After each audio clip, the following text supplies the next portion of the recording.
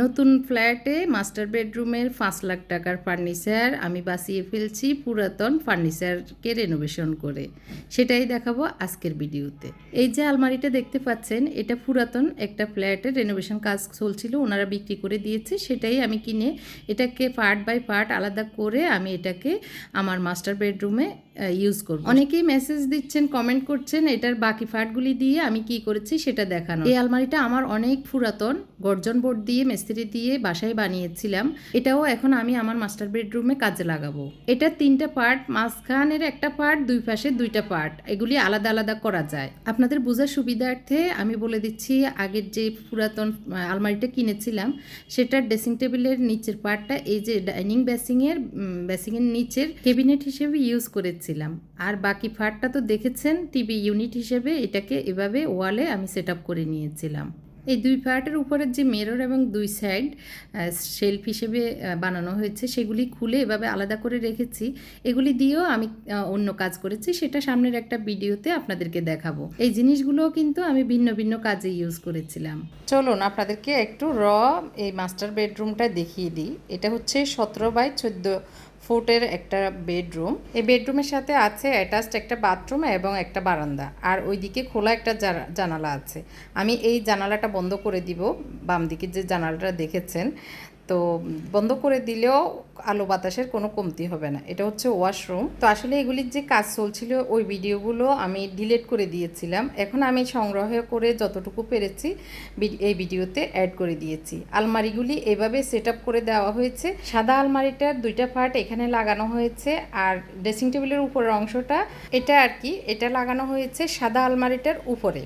সাদা আলমারিটা তো উপরের দিকে আমাদের ছিল না, তো এই জন্য আমার ড্রেসিং টেবিলের যে পার্টটা ছিল সেটা সাদা আলমারির উপরে লাগিয়ে দিয়েছি। মানে একটু সেট আপ করে লাগানো হয়েছে বুদ্ধি করে আর কি। এদিক দিয়ে জানালাটা বন্ধ করার জন্য একটি পাতলা প্লাস্টিক বোর্ড এখানে সেট আপ করে নিচ্ছি। আগের সাদা আলমারিটা কিন্তু 3টা পার্ট ছিল, 2টা পার্ট এই রুমে লাগিয়েছি, আরও একটা পার্ট আমি অন্য রুমে লাগিয়েছি, সেটা আবার সামনের একটা ভিডিওতে দেখাবো। আমার রুমটা এভাবে আমি রেডি করে নিয়েছি, কিছু বিট দিয়ে ডিজাইন করে নিজেই করেছি, কোনো ইন্টেরিয়র লোক দিয়ে করাইনি। আর আগের ফার্নিচারগুলি আমি কালার করে আমার রুমে সেট আপ করে নিয়েছি। এই যে ড্রেসিং টেবিলটা দেখতে পাচ্ছেন এবং সাইড টেবিলগুলি আমার আগের ছিল, আগের বাসার, সেটা একটু দেখিয়ে দিয়েছি। এখন এগুলিকে এভাবে সেট আপ করে নিয়েছি। আমার এই মাস্টার বেডরুমে সব কিছুই পুরাতন, শুধু ওয়ালের বিটগুলি ছাড়া। বিট আমি খুবই কম দামে সাশ্রয়ী মূল্যে বিট কিনে এনে এখানে জাস্ট ফেরাক দিয়ে আটকিয়ে নিয়েছি।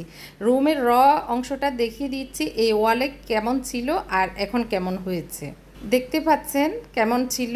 আর এই আলমারিটা আমি যেভাবে সেট আপ করে নিয়েছি সুন্দরভাবে, এই ওয়ালে সেট আপ করা হয়েছে, কোনো কাটাছেঁড়া লাগেনি। এভাবে সেট আপ করে নেওয়ার পরে আমি কালার করে নিয়েছি, এনামেল ম্যাট পলিশ করে নিয়েছি।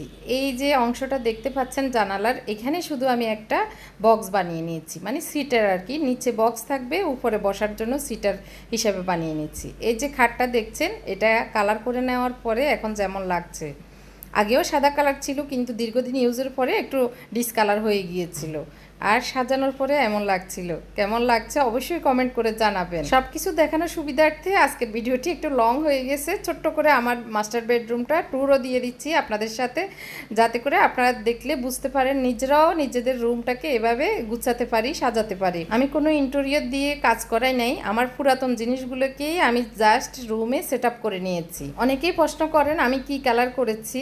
এগুলি হচ্ছে ম্যাট এনামেল পেন্ট, হাতে পলিশ করিয়েছি। আমি যদি মেশিনে ডোকো পেন্ট করাতাম অনেক টাকা লাগতো, আমি হাতে করানোর কারণে এগুলি অনেক কম খরচ হয়েছে। এই যে দেখতে পাচ্ছেন এই আলমারিটা, কেউ বিশ্বাস করবে যে পুরাতন আলমারি ছিল। ওই আলমারিটাকে আমি এখন যেভাবে করেছি একটুও বোঝা যাচ্ছে না এটা যে পুরাতন আলমারিগুলোকে এভাবে সেট আপ করে নিয়েছি। পুরো রুমটা কেমন লাগছে কমেন্ট করে অবশ্যই জানাবেন। এরকম ভিডিও পেতে আমার পেজটি ফলো দিয়ে যাবেন, একটি লাইক দিয়ে যাবেন। আল্লাহ হাফেজ, আসসালামু আলাইকুম।